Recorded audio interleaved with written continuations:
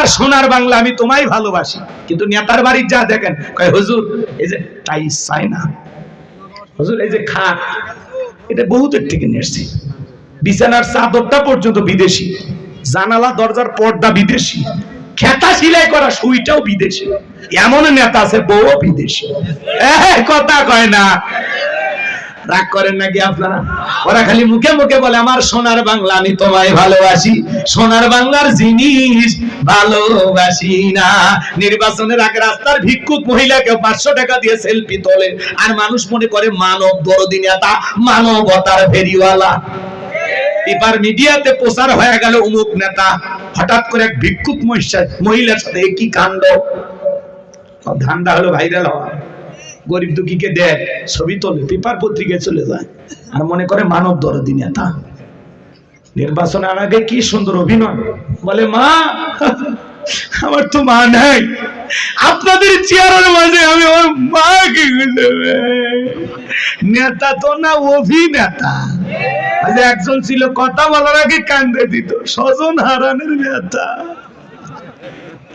অভিনয় কম করো প্রিয়, পাবলিক বুঝে গেছে যে এখন নেতারা অভিনয় জানে। কথা কম, আগামীতে চিন্তা ভাবনা করে কাজ করবেন, সৎ যোগ্য ভালো নির্ভীক আল্লাহওয়ালা নামাজি এমন মানুষকে সমাজের নেতা বানাবেন, যাদের কাছে আমানতের খেয়ানত হবে। কি কথা ক্লিয়ার না ভেজাল আছে?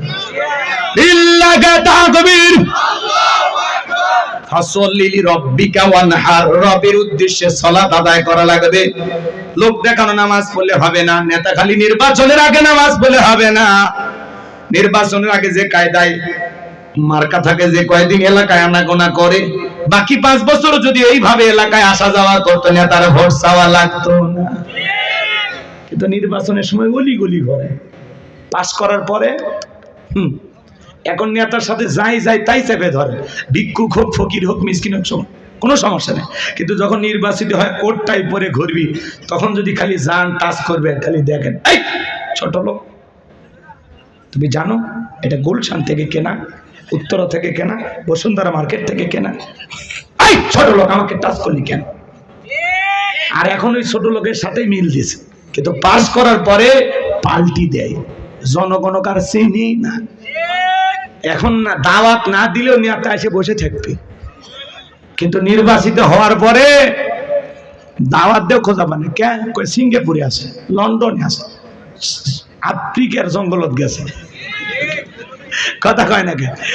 এক এক দেশ ঘুরতে ঘুরতে নেতার 5 বছর দেশ বিদেশ ঘুরতে শেষ, মানে আপনার এলাকাতে আসার সুযোগই পাই। ওই জন্য নির্বাচনের আগে এসে আরেকবার অভিনয় করে, ভাইয়েরা আমার আমাকে ভোট দিয়েছেন কিন্তু আমি আসতে পারিনি, আমি 4 বছর ডায়াবেটিস হাসপাতালে ভর্তি ছিলাম। এই অভিনয় টভিনয় করে আরেকবার কইতে কইতে ওরা তো কতবার নিল আর গেল, কিন্তু ওরা কাজ করলো না। কথা কন, বিরক্ত হলে হতে পারেন। যুবকেরা এমন এক মাহফিল দিচ্ছে টেকায় তোলা লাগবে না, ওই জন্য খালি দিয়ে যাচ্ছে, যেহেতু আমরা টাকা নেব না, তাই না? ভাতিজা রাগ করতেছো তোমরা? এগুলো ওয়াজ না, এগুলো ওয়াশ। সামনেতে বুঝে শুনে পা ফেলা লাগবে। টেন্ডারবাজি চাঁদাবাজি এই দেশে চলতে দেওয়া হবে না। যারা সমাজে দুর্নীতি করবে এদেরকে সমাজের নেতা বানাইলে ওই দুর্নীতির গুনাহের দায় আপনাকেও নিতে হবে। নেতা ভালো করলে সব পাবে, খারাপ করলে গুনার পার্সেন্টেজ নেওয়ার জন্য রেডি থাকেন।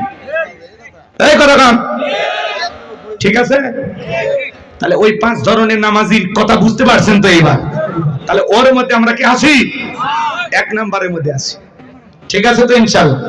এইবার 2 নাম্বার ওয়ানহার মানে কুরবানি করা, নিজের আমিত্বকে কুরবানি করা, অহংকারকে কুরবানি করা, নিজের ভিতরে থাকা পশু সুলভ আচরণকে কুরবানি করা, দেশের জন্য শহীদ আবু সাঈদের মতো কুরবানি হওয়া, মুগ্ধের মতো কুরবানি হওয়া, নিজের জানমাল সবটুকু কুরবানি করতে হবে কার কাছে? জোরে বলেন কার জন্য? ওয়ানহার মানে কুরবানি করা, খালি গরু ছাগল জবাই করার নাম কুরবানি না। 7 জন একটা গরু ভাগে কেনে, 4 জন দড়ি ধরে টানে, পিছন থেকে 3 জন ঠেলে, এমন দুর্বল গরু যেই গরুর উপরে বয়স্ক ভাতা ওয়াজিব। শরীরের সব হাত দেখা যায়, এমন দুর্বল করে জবাই করলে হবে না, কুরবানি স্থান পর্যন্ত হাতে যাওয়ার শক্তি নাই। হুজুর বলে এটা জবাই করেন না ভাই। কয় হুজুর উপরে হাত দেখে গেলে ভিতরে গোশত সেট করা আছে। এমন গরু জবাই করবেন, এখান থেকে টান দিবেন, বিশ্ব রোডে চলে যাবি, আবার ছেড়ে দিবেন, আপনার ঘরে চলে আসবি। স্প্রিং করে গোশত চাবে খাওয়ার কোনো উপায় নেই। এই শুনো বাজান, এইরকম গাবি জবাই করলে হবে না।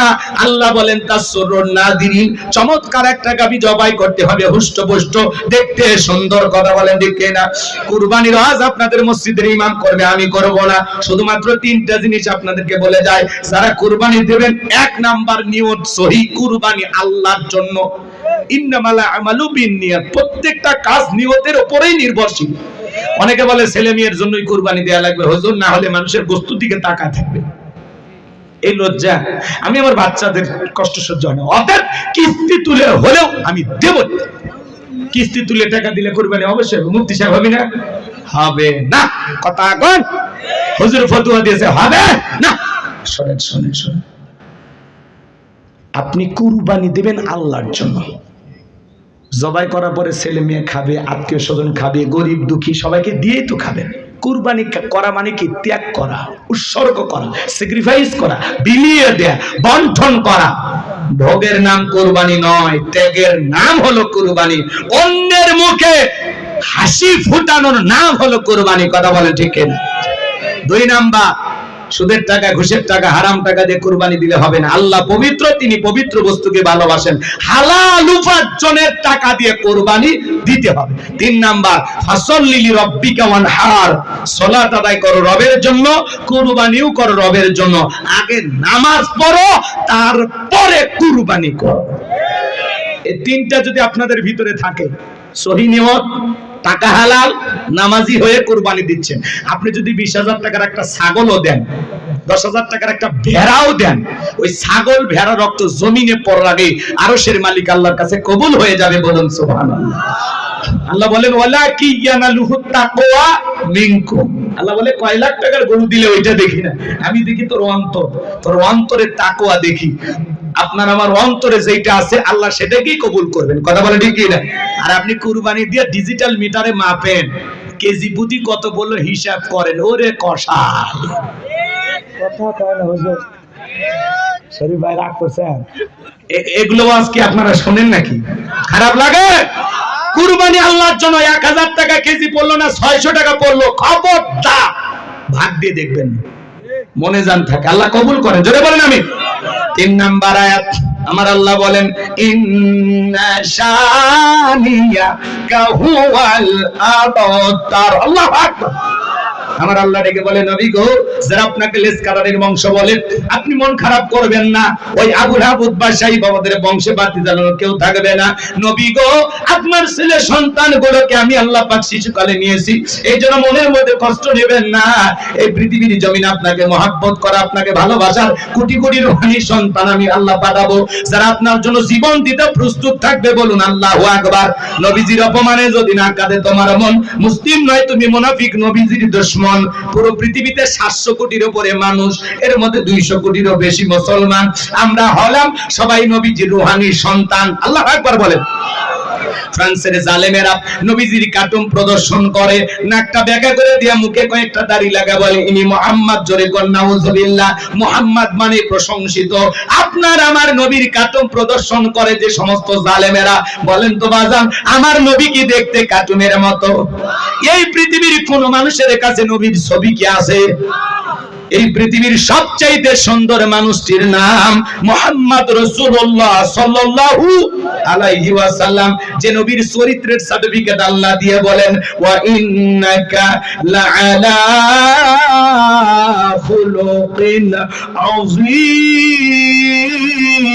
আযীম। নবী গো, আপনি হলেন পুত পবিত্র মহান চরিত্রের অধিকারী।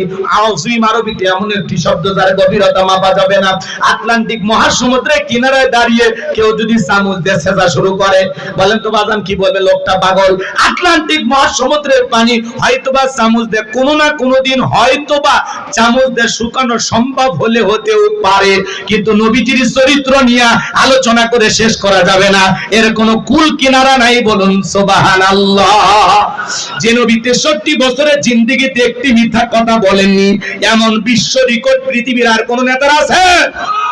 জীবনে কখনো তুমি মিথ্যে বলনি, তাই তো তোমায় পেতে কাঁদে এই ধরণী।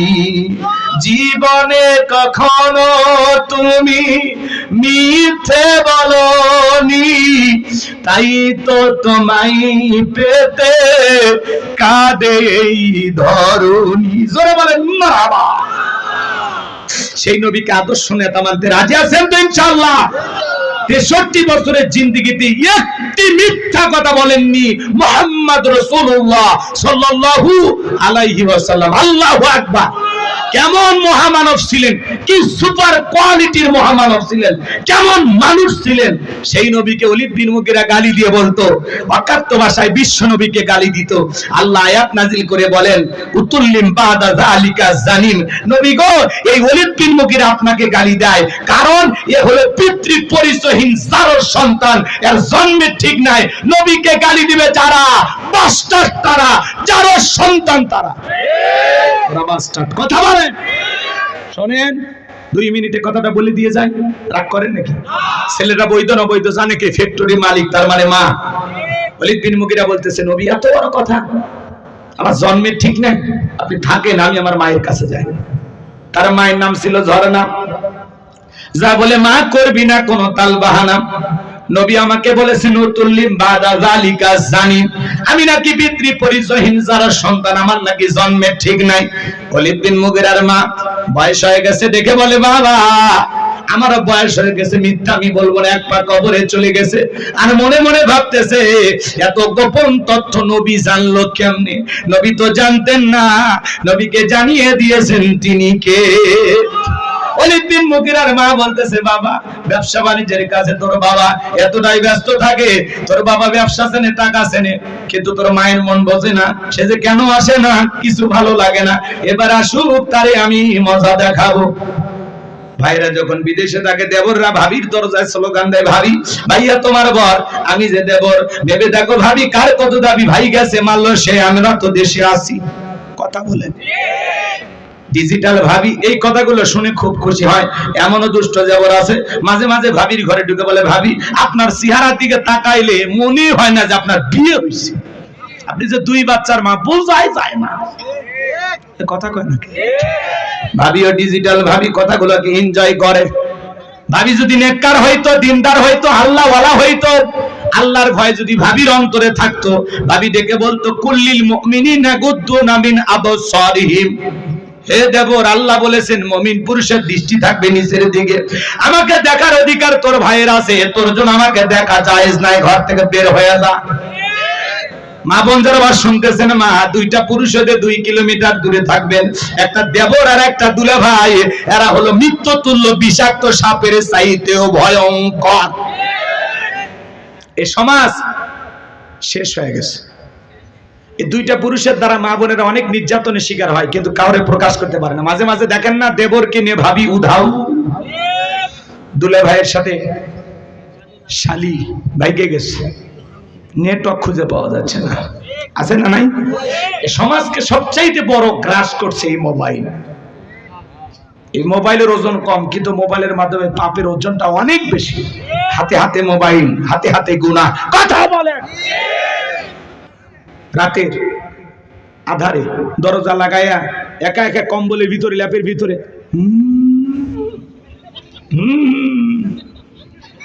মা যখন নক করে দরজা, ভিতরে এখন আলো চলে, বাংলাদেশের স্বাধীনতার যুদ্ধ পদ্মা সেতু করতে পড়ার ভান করে। যখন মা চলে যায়, আবারও মোবাইলে অনলাইনে ফ্রি ফায়ার, পাবজি, বাবজি, সাসাজি, অনলাইনে জুয়া, এই সমাজকে ধ্বংস করে দিচ্ছে। ইয়াবা আসক্ত। কথা বলে না কেন? আপনাদের এলাকার ছেলেরা ভালো, এরা ইয়াবা খায় না, এরা শরবত খায়। এলাকায় নেশা করে, অভাব নাই। একটা সন্তান যদি নেশা করে, ওর পরিবারকে ধ্বংস করে দেয়। কথা বলেন, নেশা দ্রব্য করো না বাবা, শরাব পান করো না। মদে আবার ফেন্সিডিল গাঁজা মদ এগুলো খাইও না, এগুলো মাতলামি করো না।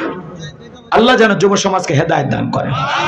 যেই মুখে মা সেই মুখে মাদক তোলা যাবে, মাদককে না বলুন। আল্লাহ যেন যুব সমাজকে হেদায়েত দান করেন। একটু জোরে বলেন আমি। শুনেন শুনেন, শেষ কথাগুলো বলে দিয়েছে, খারাপ লাগে? দোয়ার দিকে গেলে ভালো হয়। ও মেলা রাত হয়েছে, আমি তো মনে করি কেবল 12টা বাজতেছে, 12টা পার হয়ে গেছে। তাকবীর দেন, লিল্লাহ তাকবীর। তাহলে যুব সমাজকে কি নষ্ট করছে? মোবাইল। কি নষ্ট করছে? আমি কি বলবো? রাগ করবেন না। দেশে মোবাইল আইছে, চিঠি বন্ধ হইয়াছে, দিওয়ানা বানাইছে, ভোলা মায়ের মনের কথা ভাসে বাতাসে।